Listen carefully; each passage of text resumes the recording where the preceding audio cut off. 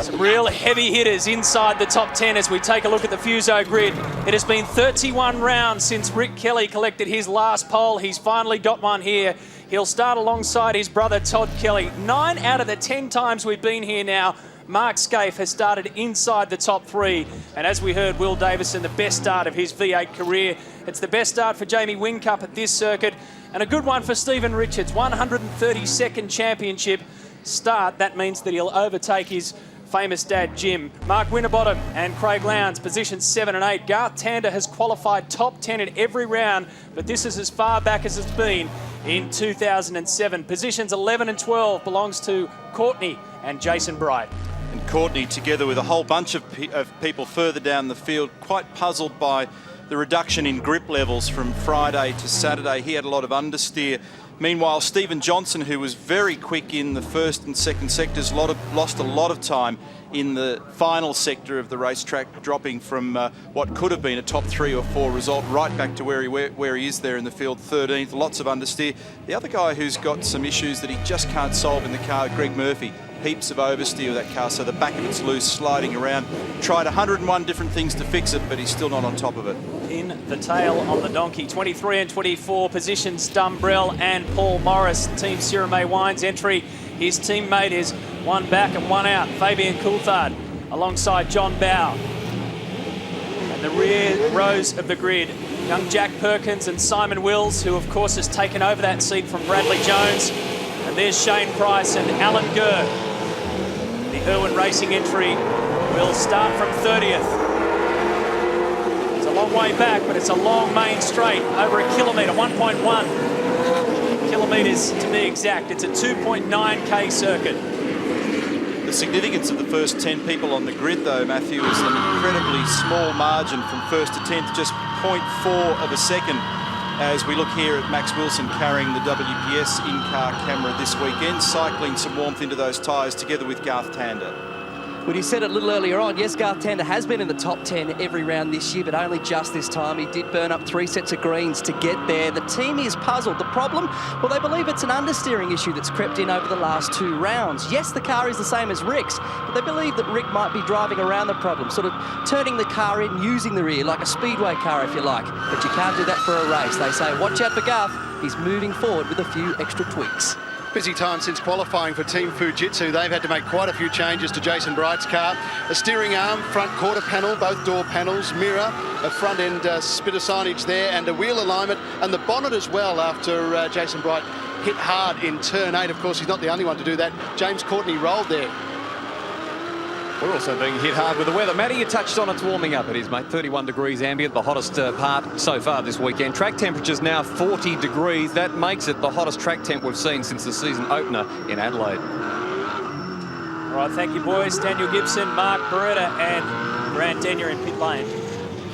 The number that Daniel referred to then is pretty significant because that's substantially up on the temperatures in qualifying and certainly a lot different to what we had yesterday in practice. And so these guys will be pioneers now because most of them have not done extended runs on tyres in these conditions. Yes, they did some laps yesterday, endless laps yesterday in the 2-hour session, but under an overcast sky, slightly different wind conditions. So that will change the tyre behaviour. It'll change the balance of the car. In the 10 rounds we've had here now, this being the 10th, Holden will have had 8 pole positions, Ford 2.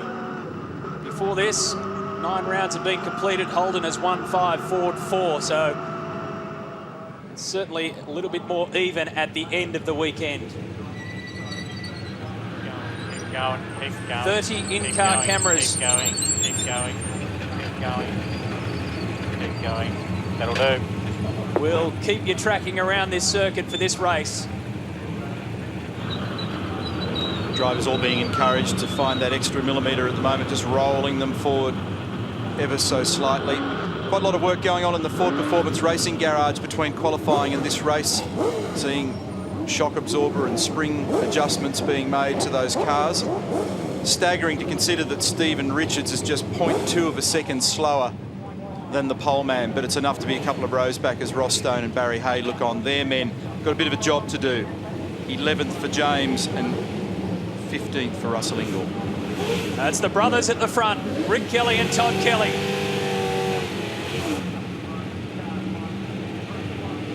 It's a mouth-watering battle ahead of us. Behind them, Mark Scaife and Will Davison.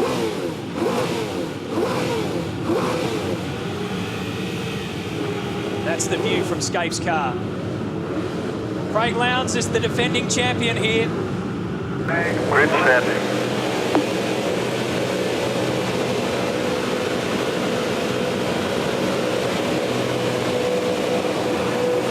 And away we go for race 1 at Hidden Valley, the 10th year at this circuit.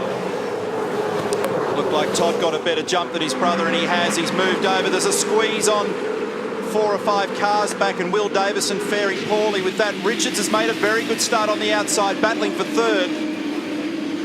Todd Kelly with a margin over Rick Kelly. Did you see the way Mark Winterbottom's car was shaking when we were on board at the start, and trouble at the rear as they exit turn 1? That looked like one of the Tasman Motorsport cars, probably Greg Murphy. Oh, contact here between Davison and Winterbottom. This will cause some chaos, and it has. Ingles in the middle of it, crunched him hard. Big damage for Ingle. It'll be big damage on Winterbottom's car as well. No worries, bring you back into the pits. Big impact on the front. Big impact also on Jason Bright's car. Big chance we'll have a safety car here. Murphy's off the road as well, and that was Jason Bright. So expect to see the safety car deployed. Look at the damage on the front of Winterbottom's car. Full course yellow. Guys, we're going to have to bring in the shed.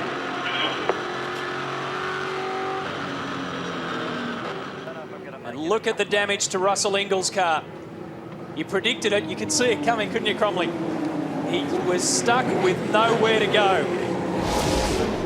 Here it is in replay, and for some reason Will Davison and Mark Winterbottom rub panels in the braking approach to 4, and then once this happens you know it'll be chaotic, because Russell had nowhere to go, crunches into Winterbottom, and then everybody else scrambling. They can't see, there's smoke, there's dust. Will this reveal a bit more of the story? That's looking from Mark Winterbottom's car. Watch what's coming though. Watch this. Oh! And Bright was into the back of Ingle, and the rest of them scramble through. Here it is again from the different angle. By that stage, Winterbottom was already crossed up.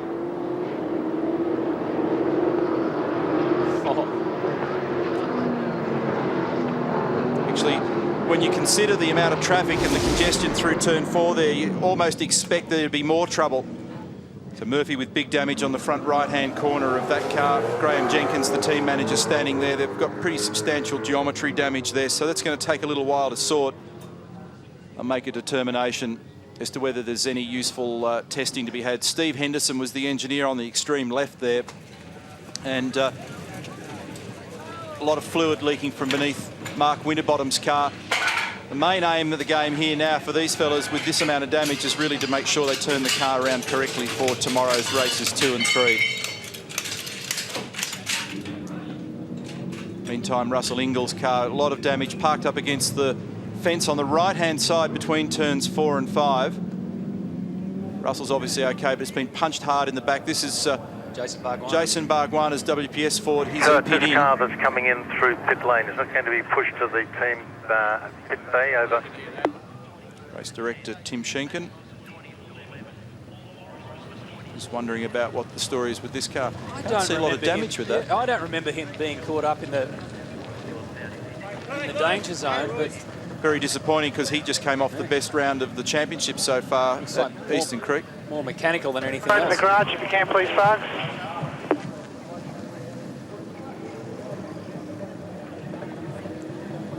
Looks like they might have some driveline issue, tail shaft, differential, whatever.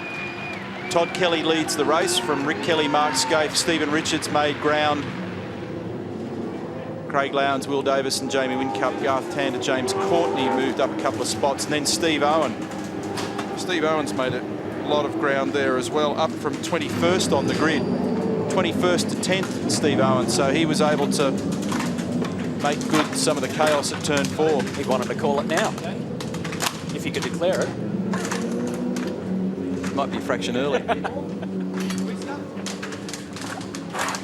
So they're having to pluck up the floor because the amount of damage on the car, it's got no clearance. The ride height's so low, they can't clear the floor in the garage, so they're removing all the nylon tiles and second time that they've had a little bit of torture around the front of this car. Remember, we made the point this car belongs to Brad Jones. It's been leased to Jason Bright. It's got the Brightech running gear in it. That man in the background who just picked up the grey tile, Richard Verdui, he's the fabricator for that team, and every chance he's going to be a busy boy tonight welding bits up.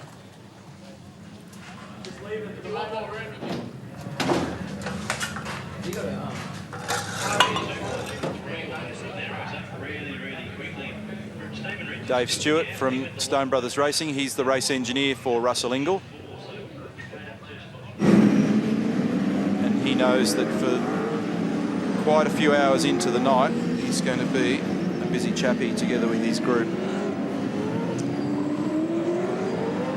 They're going until 10 o'clock with James Courtney's car. Picking off panels and finding new ones. Now they'll have to do the same with Russell Ingall's. So this is Will Davison. And when we see the replay of the start, what about the welcome to the top 5 they gave him?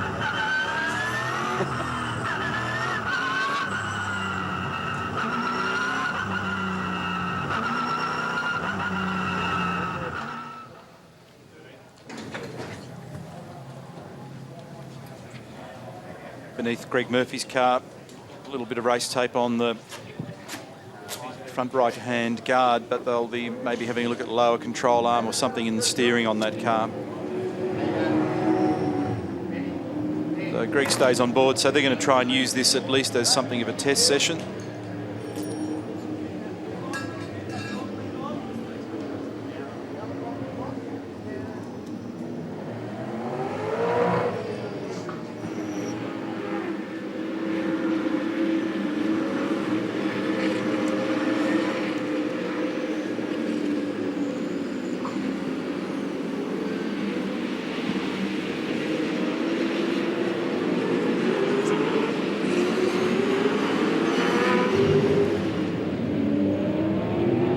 Kelly won the race to turn 1, race within the race, to grab position 1 off his brother.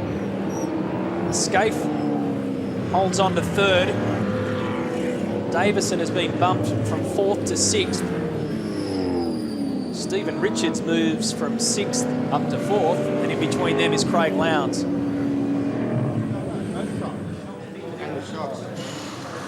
So they're looking in the diff housing of this car. Jason Bargwanna bent over.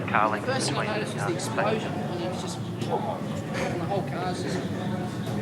Probably broken a tooth off the crown wheel pinion, or maybe broken the axle in half. Difficult too.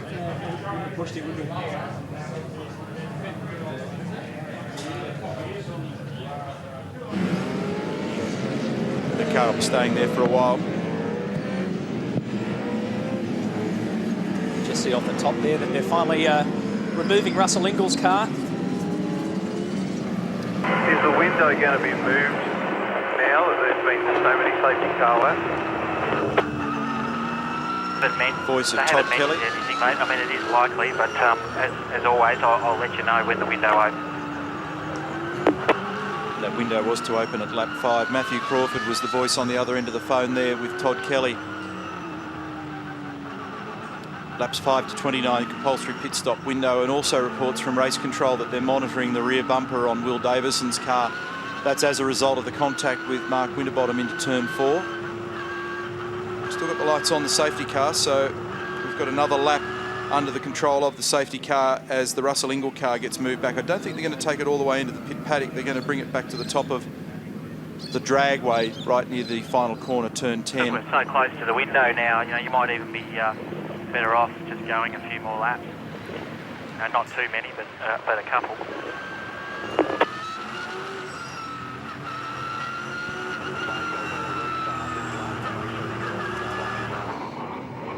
And this will get looked at very carefully by race control. Remember, they have our vision. They also have the vision that's generated inside the race cars themselves and the data that accompanies that.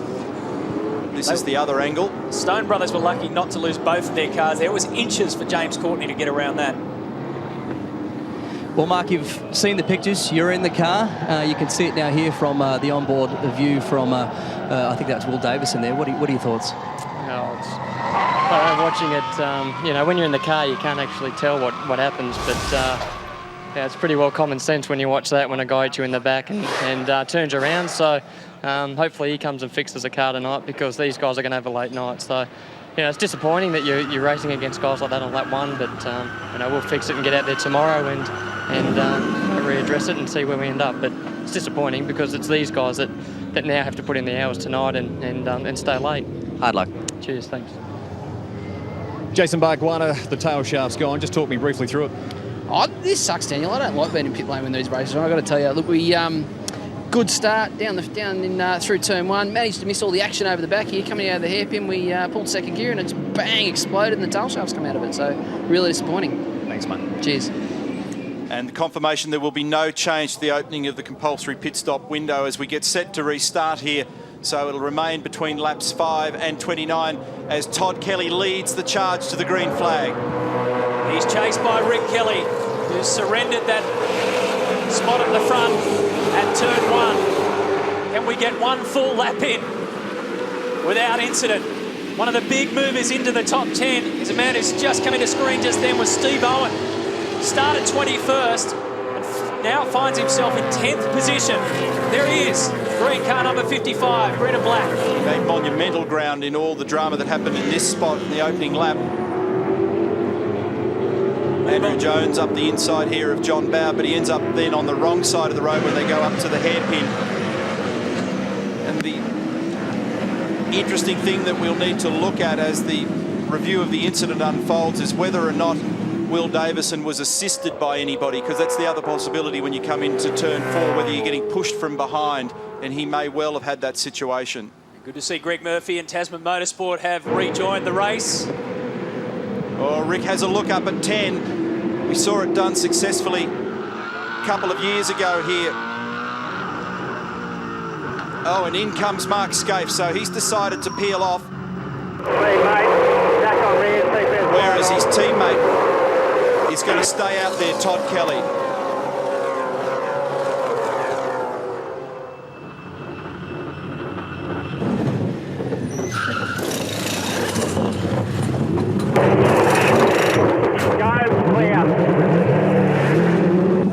Garth Tander has also come in. You can see him there just down the right. I think this is going to strategically be quite a good move for these guys, because they're coming back out onto an empty racetrack. They were unimpeded getting into the lane. The stops were done effectively, and I think, in fact, Todd Kelly's going to come in on this lap as well. Look at that. Nothing in front or behind them. Dean Canto. And they know this from the data that they have up on the screens in the garage, that, you know, where they pit, what it's going to do when they come back in. Speaking of back in, Murphy's in. Maybe just checking to make sure the car was functioning, ready for tomorrow. So Kelly will come in. Watch for car 22 to pit. There he is. And Richo runs with him. Now, Rick Kelly's released. He's got a little margin there over Craig Lowndes.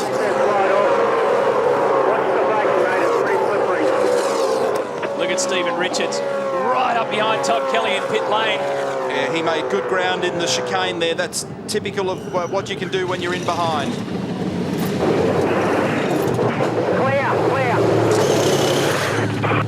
Todd's away. Wait. Go. Wait. Fuck.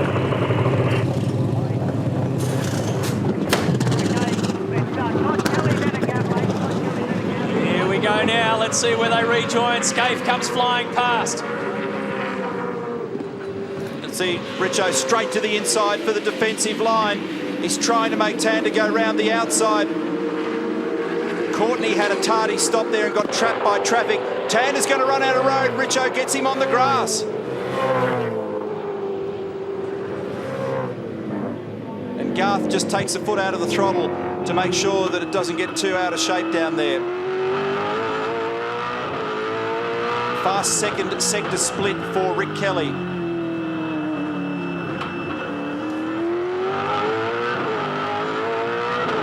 Expect Rick Kelly in the lane now. Jamie Whincup leads the race. Craig Lowndes has gone with him.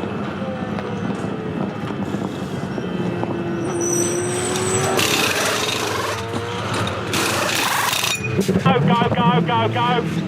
Garth had the rear wheels spinning before he even got on the deck then. And this will show you where he comes out. You're on board with Garth Tander. Now Rick Kelly comes out of pit lane, shoots across in front of Scaife. Whoa. And Scaife rounds him up to turn 1. How was that? Big defensive move by Rick, right to the other across the other side of the road.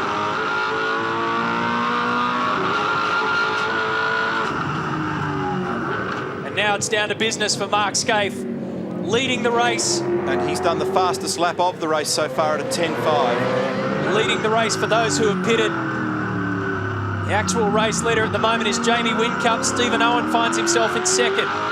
Max Wilson, Paul Morris, Stephen Johnson, John Bowe. 12 drivers yet to pit. Whincup's in.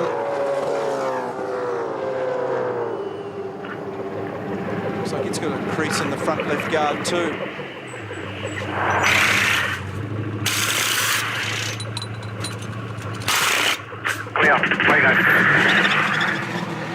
It's a much clearer scenario for those guys. Clear on the way in and on the way out.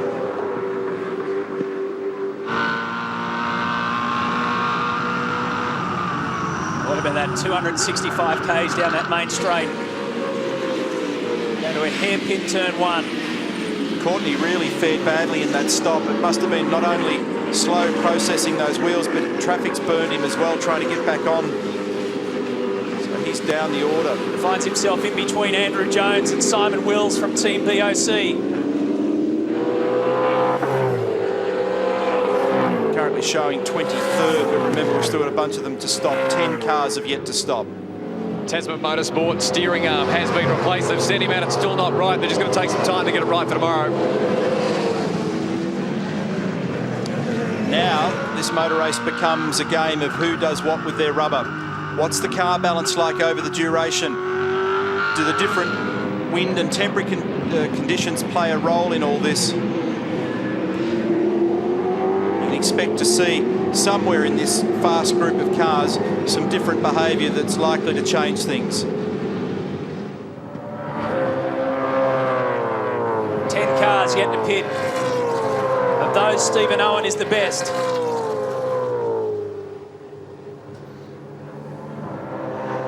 Of those to pit, Mark Scaife leads Rick Kelly. Oh, Richo ran very wide down there at 1 then.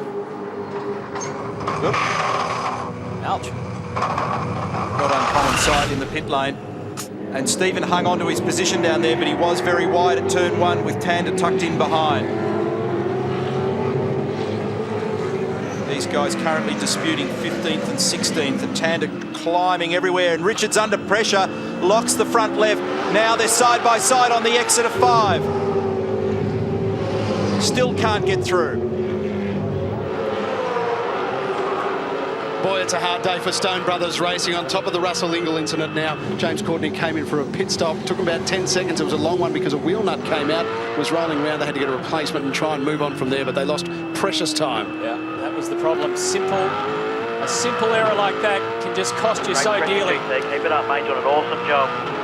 It's interesting, Stephen Richards had good mid-corner pace then in that car and was able to capitalise with good corner exit speed. Tander now flicks the lights on, hunts for a little bit of cool air behind Richards.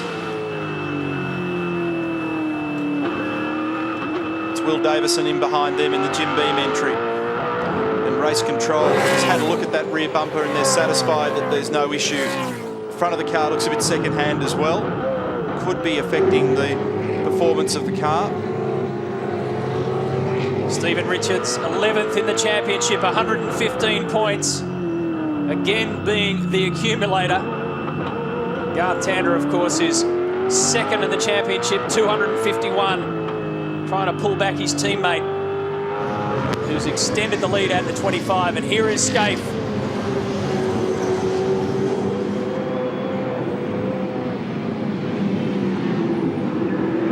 He's had such a great run over the years at this circuit.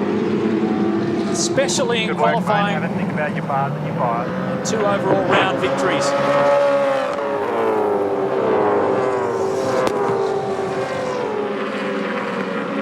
Rick Kelly did make the statement over the last 24 hours that it's not enough to just be on the podium all the time. You have to start winning rounds. He's made the intention clear. Todd Kelly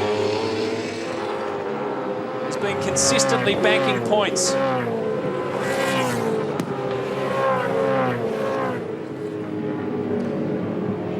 This is the lead group. Once the remaining cars have stopped, and there's currently 8 of them that have not taken their compulsory pit stop. Max Wilson, Steve Owen, Paul Morris, John Bauer, Fabian Coulthard, Alan Gurr, Cam McConville and Jack Perkins. Scaife on this very lap has just done the fastest first sector split.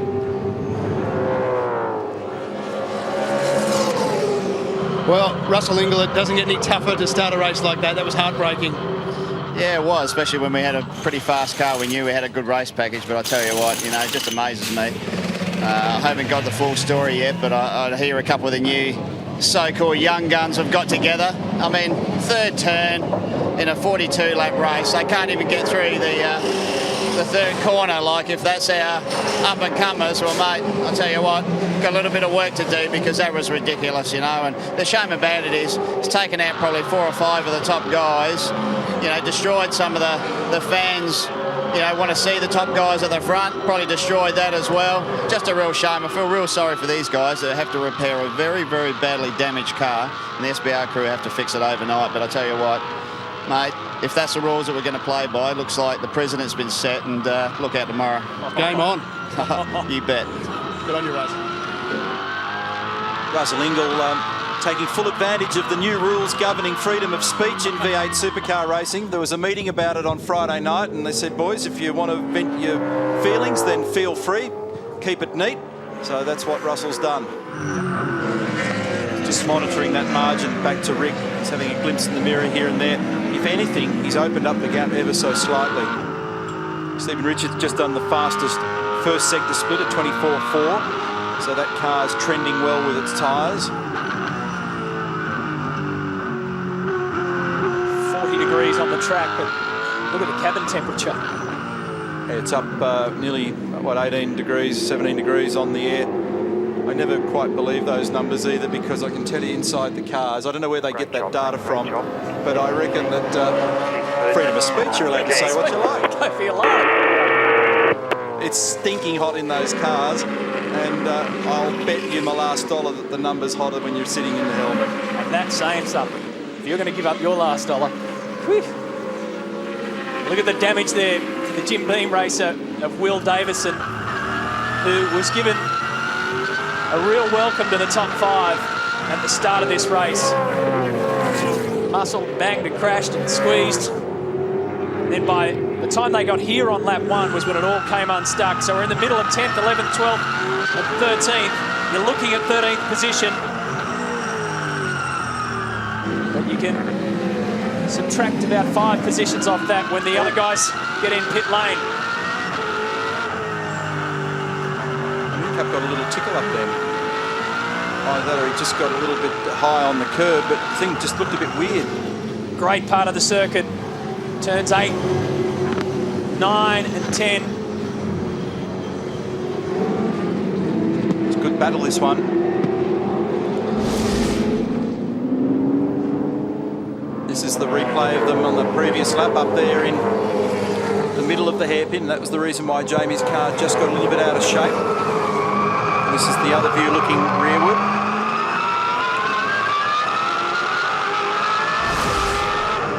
Just a little unsettling touch there. That's all permitted within the rules. Are there rules this weekend?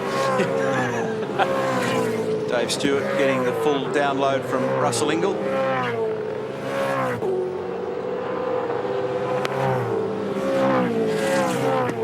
Paul Morris is the leader of the race from John Bauer, Fabian Coulthard. Alan Gurr, Cam McConville, 5 cars yet to stop. Scaife is the leader of those that have taken their pit stop, and then he's got a margin over Rick Kelly, Todd Kelly, Craig Lowndes, and then this little battle here. And these guys have just dropped away slightly from the lead group. Neil just been having a wander up and down pit lane, having a look at the brake temperatures. They get a rest on this 1.1k straight, down to about 490 degrees. Maximum braking into turn 1. They jump to a whopping 800 degrees Celsius. Check out some of the telemetry on board with Garth Tander. The Big Pond onboard cameras will show you at work. Numbers down the bottom show you the massive stresses on this car. Up to turn 1.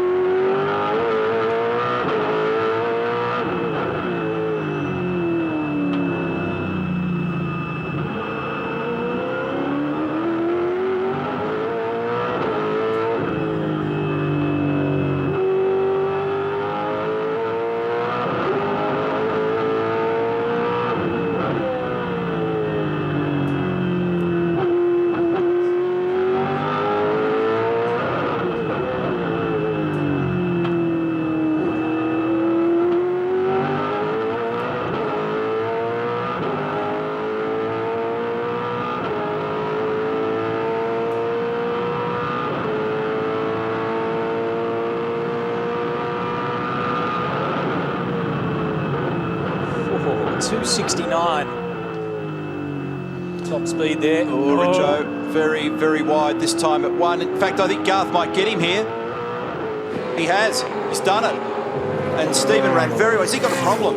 He ran very wide down there at 1. I was just about to make the point that Stephen Richards was holding his position beautifully on that lap. Now there's a little bit of a tangle between Whincup and Richards. Davison waiting to see what the result is, gives him a bit of a hurry up too. Oh, big biffo there.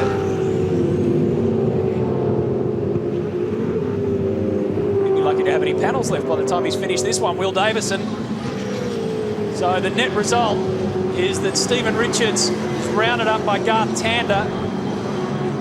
The others couldn't get him. There's Max Wilson, Dean Canto and Stephen Owen behind them. That gives Tander... How's it feel? Brakes are terrible. Gives Tander a bit of breathing space. Yeah, that made life very easy for Garth Tander down there. It was interesting to observe that lap where we just rode with Garth to see where his strengths and weaknesses were relative to Stephen. He was very good up in the valley, good coming off the corner, but once Stephen ran wide down there, then that made the job that much easier. This is up in the valley here. 3 forwards into 1 doesn't really go. Oh. And that kind of equalises the damage on the right-hand side of the car for Will Davison's car. It certainly may well have been the best qualifying performance for Will Davison. He's certainly in the walls. And not only that, he's actually losing a couple of kilometres an hour down the straight now. It is a long straight, 1.1 kilometres, and he's lost a bit of his top-end speed because the front aero dam is a little skew-if and slowing him down a touch. So he might be hit a few more times yet. He's only 24, but he's probably heading for some grey hairs after this round.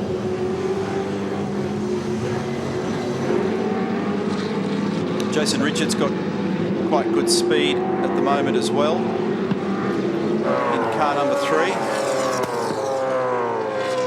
Fabian Coulthard is now peeled into pit lane. Could be a pass on here. Whincup's well positioned, and Coulthard's actually taken that stop now. That means that Mark Scaife is now the race leader. Rick Kelly second, Todd Kelly third. Richards under attack here. Position 6 and 7.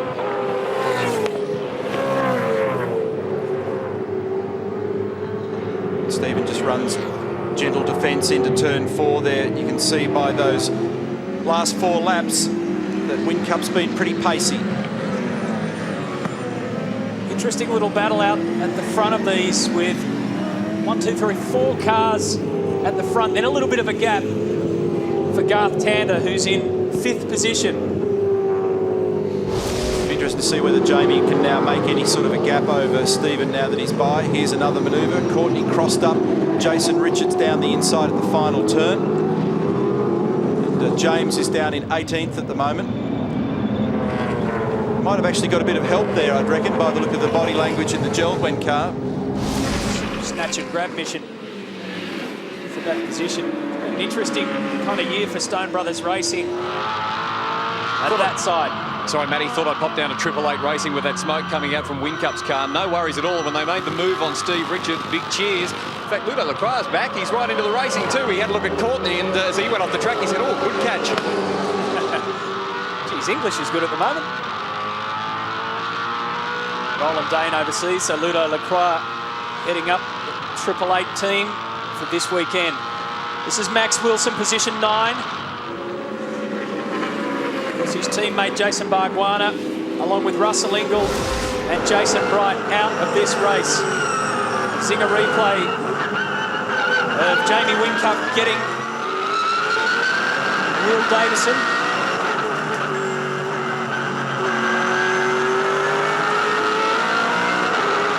That's where he was, and that's where he ended up. Davison is now in 8th position. The top 10 reads like this for you. Mark Scaife is our race leader. Rick Kelly is second, 1.96 seconds behind. Todd Kelly third. Craig Lowndes is fourth. Garth Tander fifth. Whincup is sixth. Stephen Richards seventh. Will Davison is eighth. Max Wilson and Dean Canto round out our top 10. And the man that we're looking at on screen, James Courtney, is 18th position. 2.2 seconds now the margin from Mark Scaife to Rick Kelly. Mark's last lap was an 11.3, Rick's was an 11.5, Todd 11.5, Lowndes 11.6, Tander 11.3, and Whincup is the fastest man of that lead group on that last lap. He did 1 minute 11.1. We've seen this quite a few times where they're very strong, particularly the 888 cars, in the second half of the race. They obviously have a setup in their cars that really looks after those rear tyres.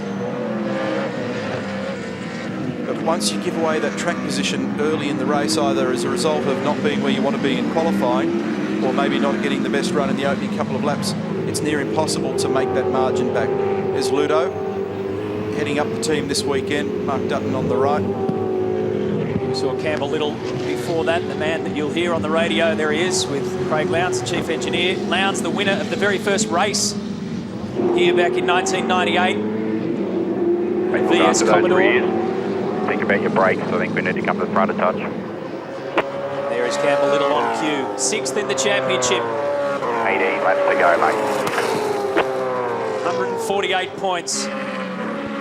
When Campbell talks about think about those brakes, he's talking about the brake bias in the car. I mentioned it many times before, but the drivers have got cockpit adjustable brake bias control, so they can alter the percentage of front to rear brake.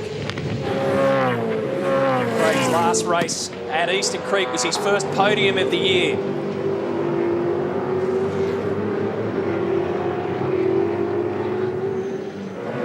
And Todd Kelly let fly over those last few laps. Turned 33 just the other day, in fact.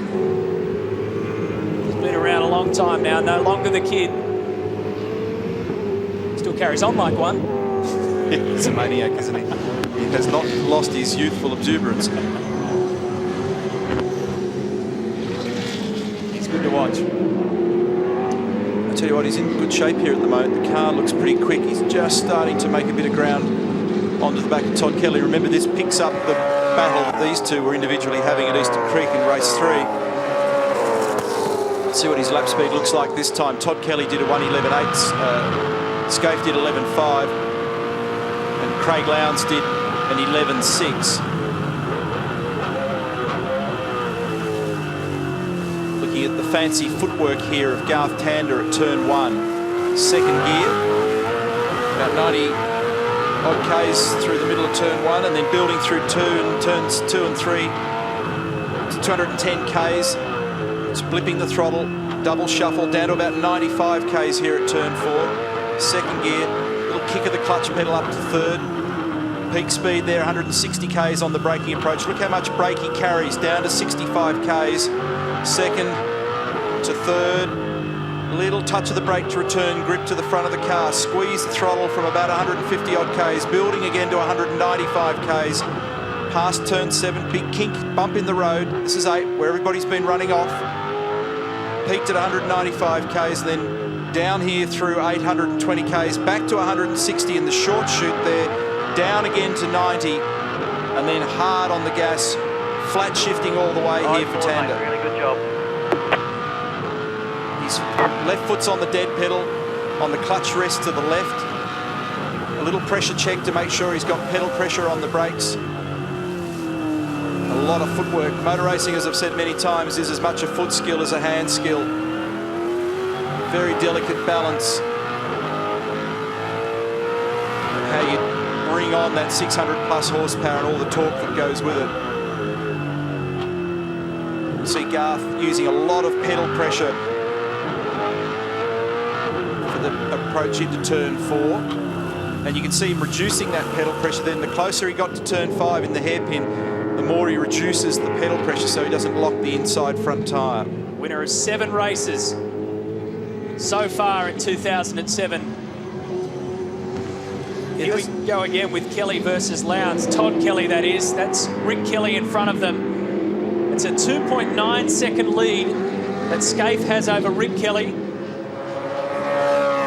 Rick's got a bit of a distance over his brother, and then see that these two are as close as you want to get. Craig having a look, pulling out into the clean air. That's Matthew Crawford boxed up on the left there, engineer for Todd Kelly. And he's been around long enough to know that his driver's feeling the heat at the moment. Craig is really, really in the back now of Todd Kelly, and able, if he can just either pressure Todd into a mistake or if he can find the right opportunity, he might be able to sneak up there. As always, you see very different driving style between these two drivers. Craig turning in very early, very shallow, then carries a lot of speed in the early part of the corner. Todd approaching the hairpin from a much wider angle. Had us on our feet at Eastern Creek Race 3 in particular. These two had a battle royale. It was just classic Holden versus Ford. Flat out racing. Did almost everything they could to hand Mark Scaife the race on a platter. He just sat back and waited and eventually took the round win, as we know. 14 to go. Scaife's really pulled a margin here. 3 seconds. 11.6 for Mark, 11.5 for Rick, 11.8 for Todd, 11.9 for Craig, 11.6 for Tander, and once again, fastest lap of this lot.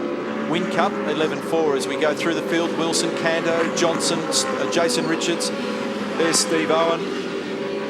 He's 13th at the moment. You mentioned he started 21st up to 13th. What about Max Wilson, who just fired through the WOW Racing Ford? He's 9th. He started from 20th position. Good performance.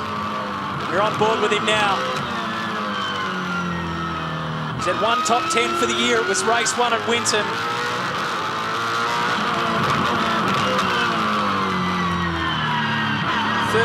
Years old. Actually born in Germany. He's Brazilian though, and lives on the Gold Coast.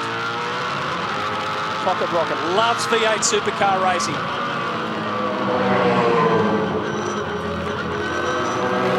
Well, Jason Bright, for your favourite circuit, it hasn't been particularly kind to you this weekend.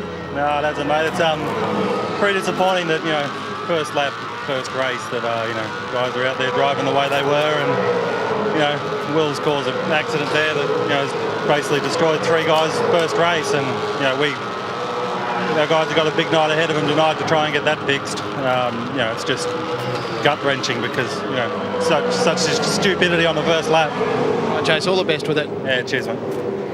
Mark mentioned it was one of his favourite circuits. Winning 1 here in '99, Neil, that was the first ever championship round win for Jason Bright.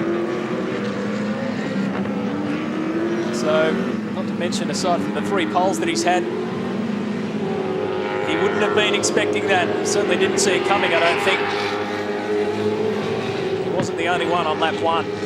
This battle's a good one. Yeah, this is a good battle, and this is tremendous motor racing from these two. We saw it 2 weeks ago at Eastern Creek, and we've spoken to both the men since then, and they really loved it. You know, to be able to do that for lap after lap, and it's happening again a couple of car lengths back, which is impressive. And this one involves Garth and Jamie.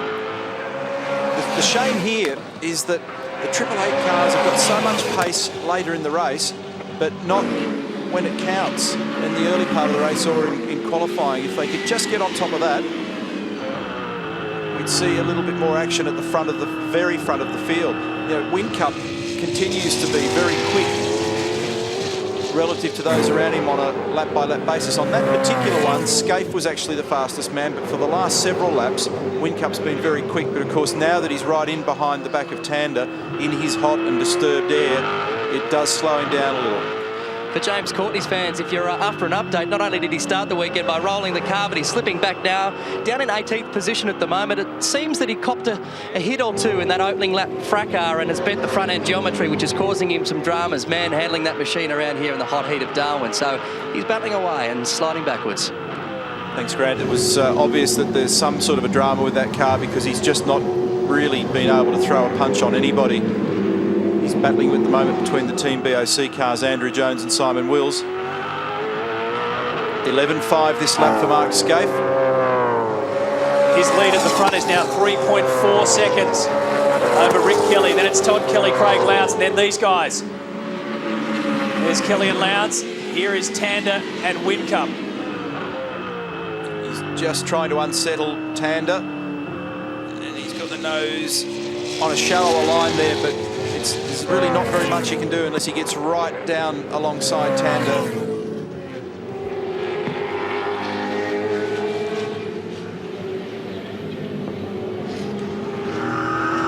He's really braking at the very maximum down there too. That time, Scaife, you could see the way the car was squirming under brakes and the feedback that Mark was getting through the steering wheel.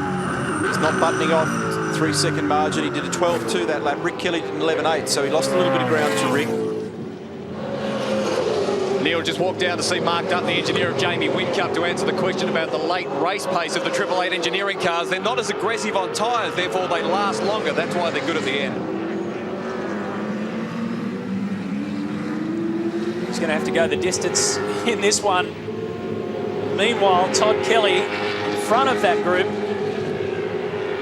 is trying to fend off Craig Lowndes.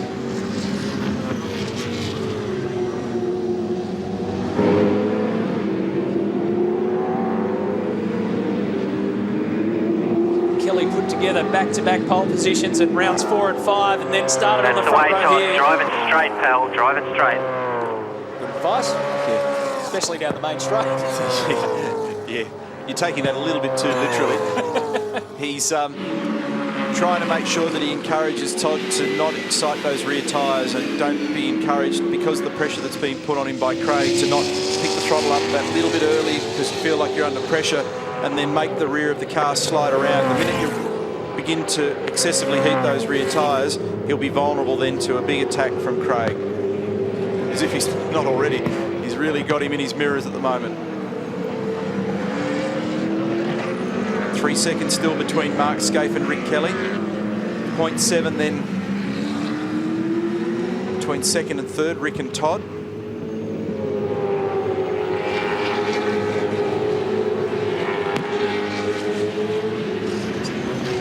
Fascinating little... Ooh, he's very strong up turn 8, Craig. Both the Triple Eight cars, notice how they're able to run that very tight line through turn 8. See, it's the classic seesaw, isn't it? With some strengths for one driver-car combination. And then some other strengths for the alternative car here and there that just ends up where they're almost conducting business at the same rate of speed at the moment. They're all in the high 11s, low 12s at the moment. Scaife did a 12 even. Rick did an 11.9. Todd did a 12.2. Lowndes a 12.2. Tander an 11.9. Whincup an 11.6. Rick Kelly closed the gap just a fraction on Mark Scaife in that last lap. It's been over 3 seconds, the difference. It's now under, but only just 2.88.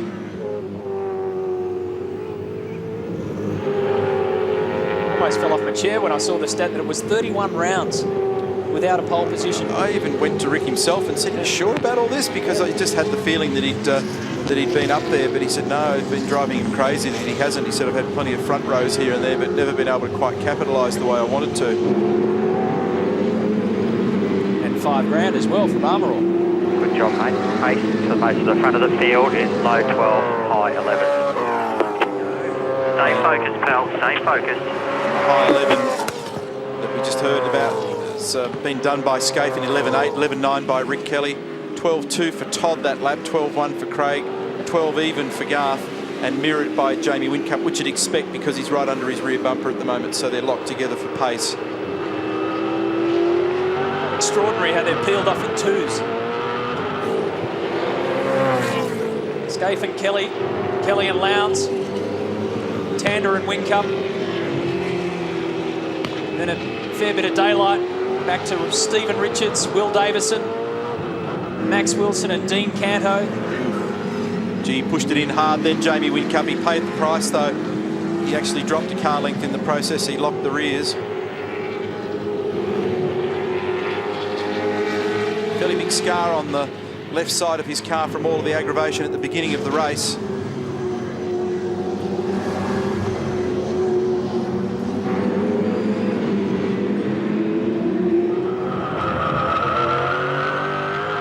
Back in the pack now, we've got position number 21 is Cameron McConville, who's having a pretty good stoush with Shane Price.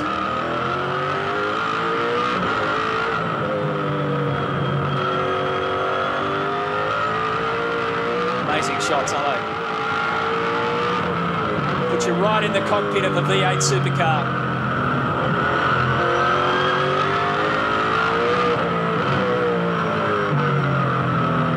Gives you a pretty graphic indication of that bump between turns 9 and 10 where the surface joins there. It's a biggie. It really upsets the cars, and it's considerable variation in the track grip and surface there. There's even a colour change. Mountain of experience versus one of the rookies. Cam making his 103rd championship start. Shane Price in his first full year. This is his 10th start. The V8 supercars. So that's positions 20 and 21. In front of them is Andrew Jones.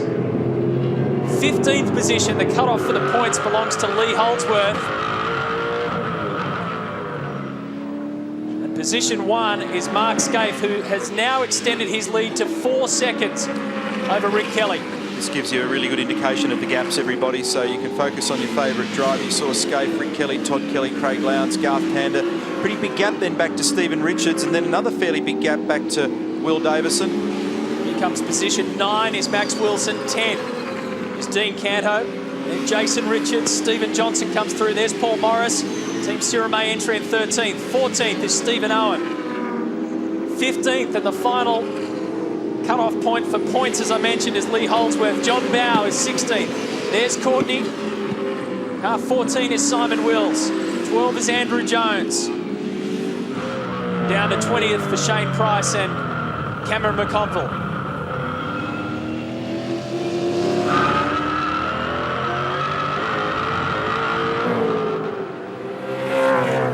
Don't for a minute think that it's any less vigorous back here. And although these fellas are not running at the sharp end of the field, you often find yourself driving harder the further back you go, trying to squeeze performance that isn't available in your car. It's quite a frustrating process. Very often you'll talk to the fellow that's won or come second or third. They have quite an enjoyable, relatively easy race physically and mentally. The bloke that runs 30th gets tortured, invariably because the car's not too nice to drive. Speaking of torture, Craig's keeping it up at the moment on the back of Todd Kelly. This is the battle for 3rd and 4th. They're into the 12s now. 12.6 for Todd, 12.2 for Craig. Really seeing some pace drift out of the cars now. It's typical. It's the way the tyres work on this track. Now what the gap? Oh, he's up the inside. I think he's there. He is. This one was Whincup on Tander, and he got the job done. So Jamie Whincup moves up to 5th. Tander slots back to 6th. Behind him is Stephen Richards. Garth has to put the foot down to pull it back. The gap at the front, by the way, has now extended even further. It's over 4 seconds. 3 laps to go, Todd. 3 laps. Stay calm, mate. Stay calm. Ready to go, mate. Nice work. 4.4 it is now. So Matthew Crawford and Campbell Little both reassuring their drivers, and they are doing a fantastic job. Not very often that you see so many laps. If you add Eastern Creek race 3 to this race 1 in Darwin, these two guys, you're seeing absolute on-the-limit driving from both of them, and we've not seen a mistake from either of them. Certainly nothing that we can spot from this distance. And Whincup is going to tag straight onto the back of this now that he's been released. Oh, look up the inside by Lowndes. Makes you hold your breath, doesn't it? And Todd knows that for him and for his car and for his style of driving, the fastest way is to drive in there in the traditional manner. But for Todd, that's a big incentive. Look at this, Whincup up the inside on the replay. Had to use a bit of dirt to do it, but he got it done quite cleanly in the end. And he's now trying to tag onto the back of the preceding group. They just never give up. Never ever give up, these Two guys. to go, pal. 2 to go. Just be wary. He looks like he's starting to get ready to chuck one up the inside, I think.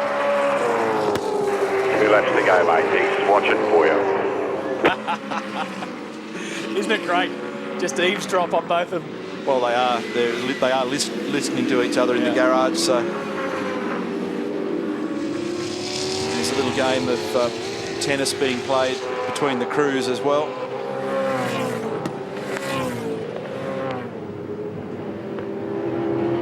Lap 41 at 42. This one's been going for quite some distance. It's closer.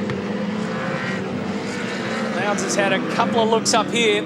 And I reckon Matty Crawford would be aging by the year every time he sees that gap into turn 5.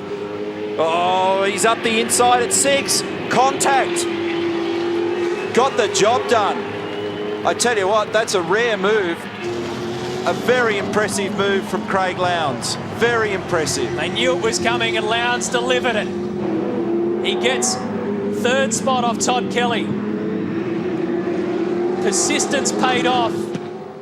And a bit of aggression last lap, helped. pal. Last lap. Stay calm, mate. Stay calm. Question now is, can Kelly fight off Jamie Whincup? Mark Scaife has a 5.6 second lead. The Zinger replay will show you what happens. I would have thought after making that entry into 5, you'd have no hope of ever doing what he did at 6. But Todd got a bit crossed up on the exit. That's what did it. That's amazing, you know. Very rare to see that. I don't think I've ever seen, other than Biff and Barge stuff, I've never seen a manoeuvre at 6 like that where you absolutely just pass somebody. He took advantage of the excessive oversteer and wheel spin from Todd, who gassed it up because he felt that he was underneath him coming out of the corner, and he crisscrossed him and got him on the other side. That was cool. I know that you've seen Craig Lowndes do some things, but he's left you gobsmacked with that one. That's a cool move. And because what makes it that little bit more special is that very, very difficult to do when you've slowed yourself down so much from what became a failed move going into 5. Well done, Scaife. Great drive, mate. Nothing but success. Great job, mate.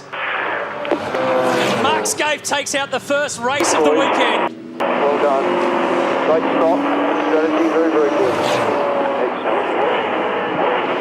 When he got in front, he was never headed. Rick Kelly 2nd. Lowndes gets on the podium. Todd Kelly 4th. Congratulations to the Holden Racing team, and they're all pretty pleased with that. Did you hear Mark say strategy very, very good? I think it was. I think they brought him in at just the right time, but he smashed them in the end. 6.8 seconds.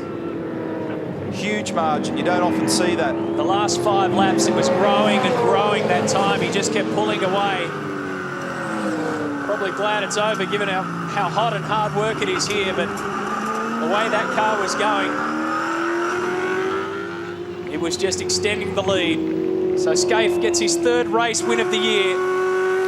He pocketed 2 at Eastern Creek. And that makes him an 8-time race winner at this circuit. Most by far. 15 races gone in 37 for 2007. 7 of them to Garth Tander, who just hasn't looked like he's where he needs to be this weekend in practice, in qualifying, and neither in this first race. Scaife with 3 race victories is next in the queue. Todd Kelly and Rick Kelly 2 apiece. Jamie Whincup with 1. Let's check out the results from race 1. Probably the most damaging and devastating numbers on that page is the +683. That is dominance towards the end. Mark Scaife beating home Rick Kelly and Craig Lowndes. You can see there inside the top 10, Max Wilson and Dean Canto. Let's take you down to 15 and see who was among the points.